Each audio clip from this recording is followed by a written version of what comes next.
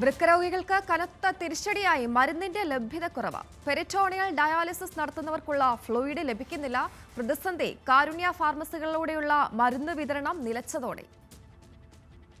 കാരുണ്യ benevolent fund വഴി സർക്കാർ ആശുപത്രികളിലൂടെ സൗജന്യമായി ലഭ്യമായിരുന്ന പെരിറ്റോണിയൽ ഡയാലിസിസ് ഫ്ലൂയിഡ് പലർക്കും ലഭിച്ചിട്ട് മാസങ്ങളായി.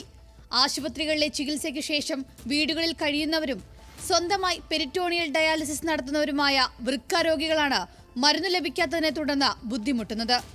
ബുദ്ധിമുട്ടെന്ന് പറഞ്ഞാൽ മരുന്ന് കിട്ടാൻ ഈ പൈസയുടെ ബുദ്ധിമുട്ടാണ്. ഈ മരുന്ന് കിട്ടും, നമ്മ എന്തായാലും അവിടുന്ന് കടം മേടിച്ചായാലും നമ്മ മേടിക്കണ്ടേ മരുന്ന് ഇത് ചെയ്യാണ്ടിരിക്കാൻ പറ്റില്ല. എന്തായാലും ചെയ്യാണ്ട് മരുന്ന് ഇത് നമുക്ക് കിട്ടാണ്ട് ചെയ്യാണ്ടായി കഴിഞ്ഞാൽ വീണ്ടും ആൾക്ക് ബുദ്ധിമുട്ട്, ക്രിയാറ്റിന്റെ അളവ് കൂടും, ശ്വാസമുട്ട് വരും, വീണ്ടും ഹോസ്പിറ്റലിൽ അഡ്മിറ്റ് ആക്കേണ്ടി വരും, മരണം വരെ സംഭവിക്കുന്നത് ചെയ്യാണ്ടിരുന്നാല്.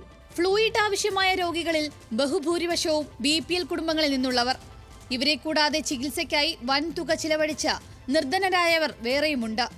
സൗജന്യമായി ലഭിച്ചിരുന്ന മരുന്നുകൾ ലഭിക്കാതെ വന്നതോടെ ഒരു തവണ പെരിറ്റോണിയൽ ഡയാലിസിസ് നടത്താൻ ശരാശരി 1500 രൂപയുടെ ചിലവാണ് രോഗികൾക്കുണ്ടാവുന്നത്. ആഴ്ചയിൽ 3 ഡയാലിസിസ് വരെ നടത്തേണ്ടി വരുന്നവർക്ക് ഇപ്പോൾ ചിലവഴിക്കേണ്ടി വരുന്നത് മാസം 20,000-ലധികം രൂപയാണ്. ഞങ്ങൾ നിരവധി പരാതികൾ കൊടുത്തിട്ടുണ്ട്. പ്രിൻസിപ്പൽ സൂപ്രണ്ട് അടക്കമുള്ളവരുമായും ആരോഗ്യ വകുപ്പ് സെക്രട്ടറിയും മന്ത്രിയുമായൊക്കെ പല ഘട്ടങ്ങളിൽ പല രീതിയിൽ പരാതികൾ പോയിട്ടുണ്ട്. പക്ഷേ നിർഭാഗ്യവശാൽ ഇതൊന്നും പരിഹരിക്കുന്നതിന് വേണ്ട നടപടികൾ സർക്കാരിൻ്റെ ഭാഗത്തുനിന്നും ആരോഗ്യവകുപ്പിൻ്റെ ഭാഗത്തുനിന്നും ഉണ്ടാകുന്നില്ല എന്നുള്ളത് അത്യന്തം ഖേദകരമാണ്. അപ്പോൾ അത് വീണ്ടും ഞങ്ങൾ സർക്കാരിന് ഉണർത്താൻ സമരപരിപാടികൾ ആരംഭിക്കേണ്ടതിനെക്കുറിച്ചും അതുമായി ബന്ധപ്പെട്ട ചർച്ചകൾ നടത്തി വരുന്നുണ്ട്, യോഗം ചേരുന്നുണ്ട്. സംസ്ഥാനത്ത് പെരിറ്റോണിയൽ ഡയാലിസിസ് നടത്തുന്ന രോഗികളിലേറെയും പാലക്കാട് ജില്ലയിൽ നിന്നുള്ളവരാണ്.